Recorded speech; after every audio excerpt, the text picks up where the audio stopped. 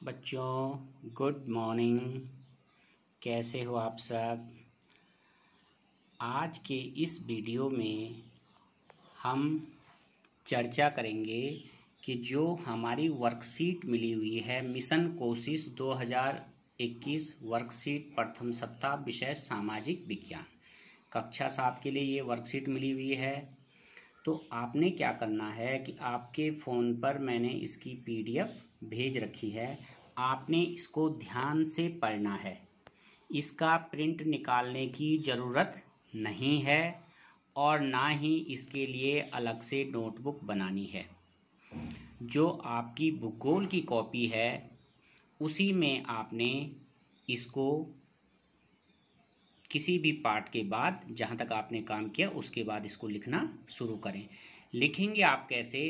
आप ऊपर इस तरह से लिखेंगे, मिशन कोशिश 2021 वर्कशीट प्रथम सप्ताह कक्षा 7 विषय सामाजिक विज्ञान। आपका नाम यहाँ पे छात्र और छात्रा का नाम जैसे जो भी आपका नाम है वो यहाँ पे लिखा जाएगा और विद्यालय का नाम आप अपने विद्यालय का नाम राजकीय इंटर कॉलेज धारी धुनसिर लिख देंगे। ये आप उसमें लिखेंगे। उसके बाद आपने इसको पढ़ना है। इसमें लिखा हुआ देखो कि निम्नलिखित विवरण को पढ़कर नीचे दिए गए प्रश्नों के उत्तर लिखिए। सूर्य और उसके साथ 8 अन्य ग्रह मिलकर सौर मंडल का निर्माण करते हैं। तो सौर मंडल का निर्माण कौन करते हैं? सूर्य और उसके 8 ग्रह, यानी सौर मंडल में कुल कितने ग्रह हैं? 8, जिनमें बुध, शुक्र, पृथ्वी, मंगल, बृहस्पति, शनि, अरुण व वरुण शामिल हैं। ये 8 ग्रहों के नाम हैं। संपूर्ण सौर मंडल के केंद्र में सूर्य विराजमान है। सौर मंडल के केंद्र में कौन विराजमान है? सूर्य, जिसे सौर परिवार का मुखिया भी कहा जाता है। यानी सौर परिवार का मुखिया कौन है? सूर्य। अब ये देखिए यहाँ पे लिखा है क्रम संख्या 1। ये पहला प्रश्न आपका। नीचे दिए गए चित्र में आकार के आधार पर उन बड़े ग्रहों का नाम लिखिए जिनका नाम चित्र में नहीं दिखाई दे रहा है। अगर आप इस चित्र को ध्यान से देखेंगे तो पहले ग्रह का नाम लिखा है बुध, फिर शुक्र, पृथ्वी, मंगल, फिर इसका नाम नहीं लिखा हुआ है और फिर इस छल्ले वाले ग्रह का भी नाम नहीं लिखा है, फिर लिखा है अरुण और वरुण। तो हमें इन दोनों के नाम लिखने हैं। तो ये दोनों जो हैं, ये वाला ग्रह जो आपका ये है बृहस्पति और ये रिंग वाला जो छल्ले वाला ग्रह है ये है शनि। तो आप इसमें दिखा है नंबर 1 और नंबर 2। तो इस तरह से आप इसका क्रम संख्या 1 में लिख देंगे बृहस्पति और दूसरे में लिख देंगे शनि। तो ये आपका पहला प्रश्न हो गया। इसी तरह से अब बी पार्ट में आओ। सूर्य से 8 ग्रहों की दूरी का क्रम इस प्रकार है।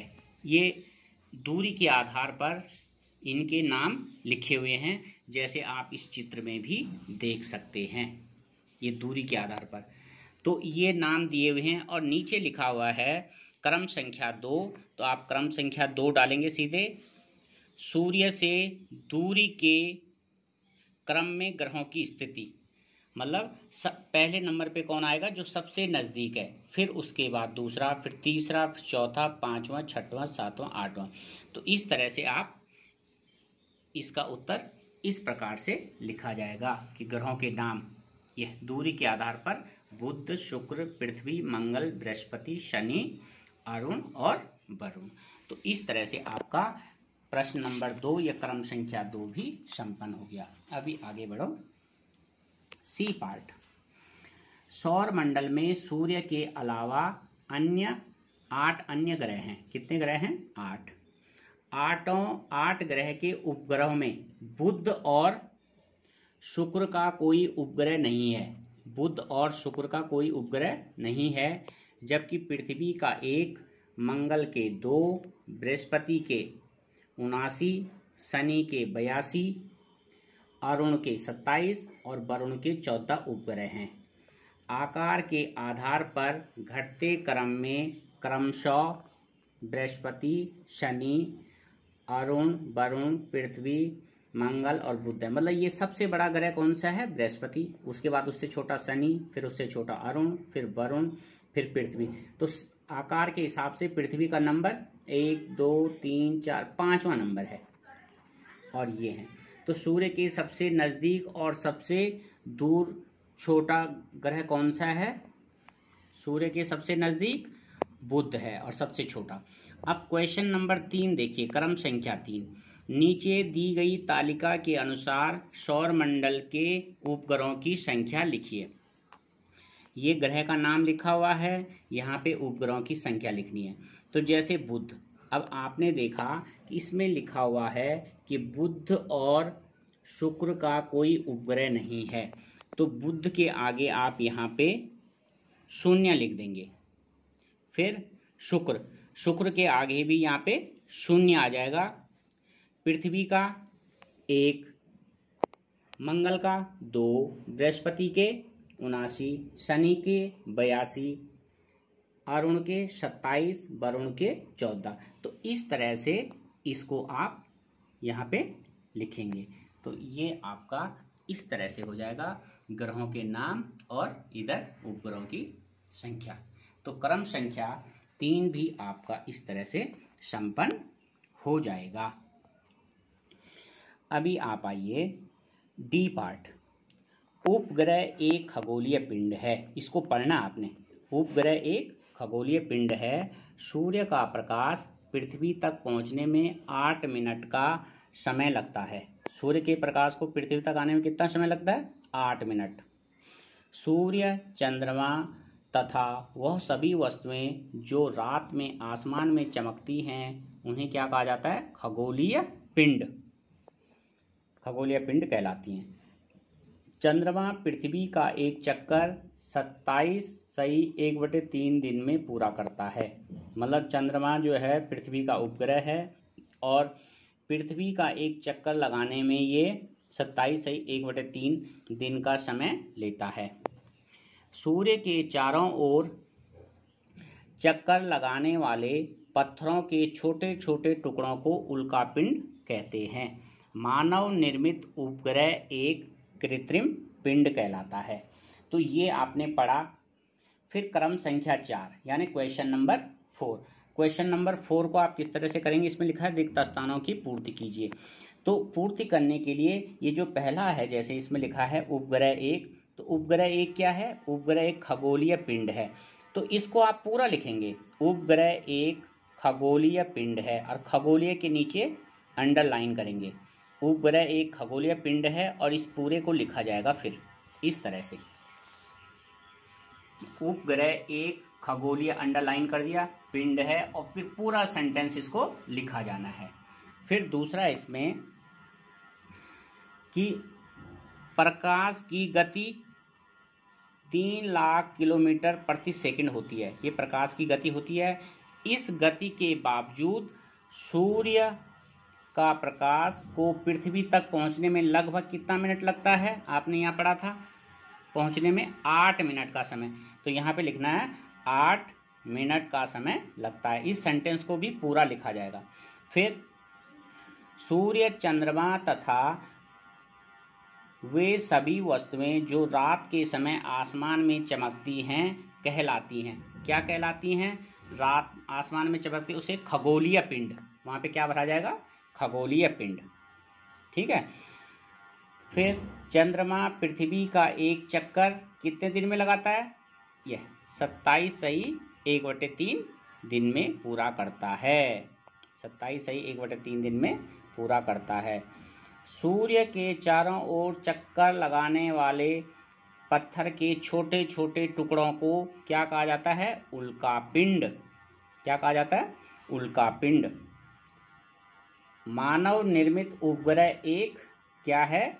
एक मानव निर्मित उपग्रह एक कृत्रिम पिंड है। तो इस तरह से चौथा वाला क्वेश्चन भी आपका संपन्न हो जाता है। अब आपने ई पार्ट इसका पढ़ना है। इसमें लिखा है बृहस्पति एक गैसीय पिंड है जिस पर वायुमंडल पाया जाता है। मंगल ग्रह पर स्थल मंडल और वायुमंडल दोनों पाए जाते हैं, जबकि पृथ्वी पर जलमंडल, स्थल मंडल, वायुमंडल और जीवमंडल आदि पाए जाते हैं। तो ये आपने पढ़ना है।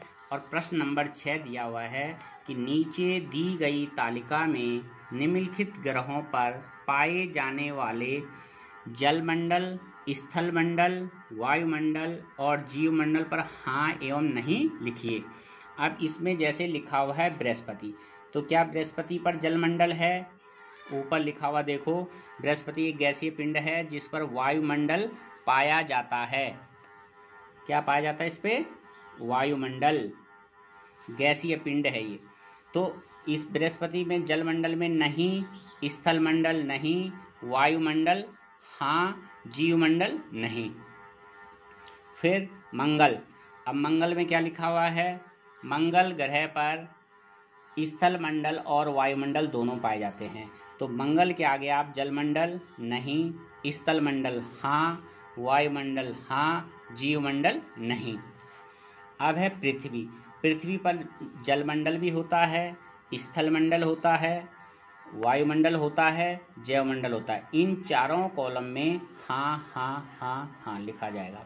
शुक्र, शुक्र में जलमंडल नहीं है, शुक्र के बारे में यहाँ चर्चा नहीं की गई है, लेकिन शुक्र में जलमंडल नहीं होता, स्थल मंडल हाँ, वायुमंडल हाँ, जीवमंडल नहीं, जैवमंडल नहीं, यहाँ कोई जीवन नहीं पाया जाता है। तो शुक्र वाले में यहाँ पर नहीं आएगा, यहाँ पर हाँ लिखा जाएगा, यहाँ पर भी हाँ आएगा और यहाँ नहीं आएगा। अब आप F पार्ट देखिए। पृथ्वी सूर्य से लगभग 15 करोड़ किलोमीटर की दूरी पर स्थित है।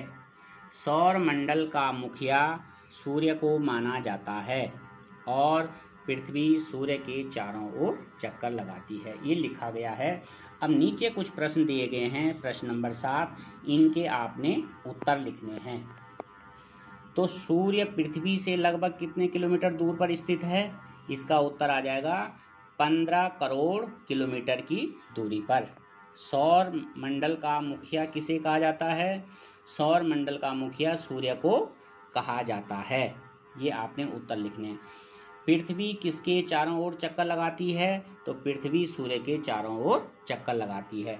ये आपने इसका उत्तर लिखना है। अब देखिए क्रम संख्या 8 या प्रश्न संख्या 8। चित्र को पहचान कर दिए गए बॉक्स में उसका नाम लिखिए। ये चित्र दे रखा है और यहाँ पे इसका नाम लिखना है। तो ये क्या चीज है ये? हाँ, इसको कहते हैं ग्लोब।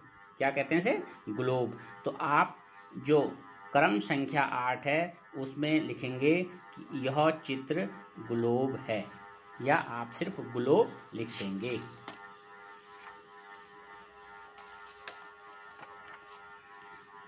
अब इसका जी पार्ट देखिए, ग्लोब के बारे में दे रखा है। ग्लोब एक ऐसा उपकरण है जिसकी सहायता से पृथ्वी की विभिन्न प्रकार की गतिविधियों का अध्ययन किया जाता है, जिसमें पृथ्वी का झुकाव, पृथ्वी की गति, जलमंडल, स्थल मंडल, वायुमंडल, जीवमंडल, महाद्वीपों, देशांतर और अक्षांशीय रेखाओं की जानकारी एक कक्ष में आसानी से प्राप्त की जाती है।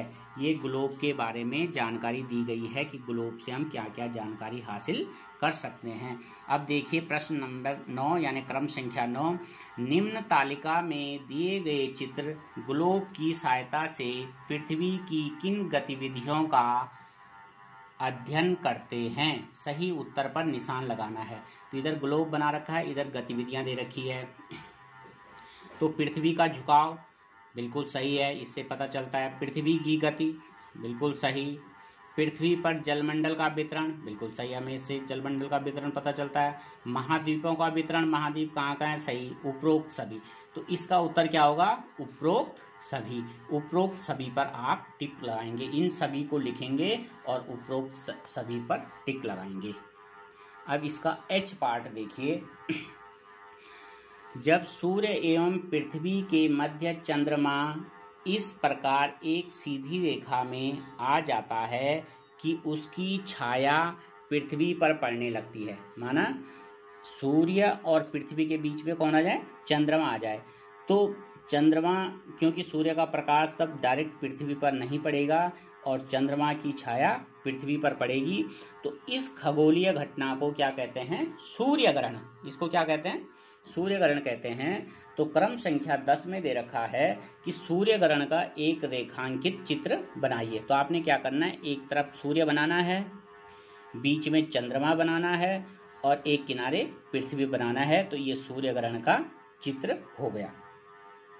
उसी तरह से अब लिखा है, जब सूर्य और चंद्रमा के बीच पृथ्वी आ जाती है, उस समय सूर्य और पृथ्वी के बीच में चंद्रमा आया था, अब सूर्य और चंद्रमा के बीच पृथ्वी आ जाती है, अर्थात सूर्य, पृथ्वी और चंद्रमा एक सीध में आ जाते हैं, तो इस घटना को चंद्र ग्रहण कहते हैं। अब क्रम संख्या 11 में आपने चंद्र ग्रहण का रेखा चित्र बनाना है। मतलब जैसे आपने यहाँ पे सूर्य दिखाया, फिर यहाँ पे पृथ्वी और इधर आ जाएगा चंद्रमा, तो पृथ्वी की छाया चंद्रमा पर पड़ेगी, तो इस तरह से चंद्र ग्रहण का चित्र होगा।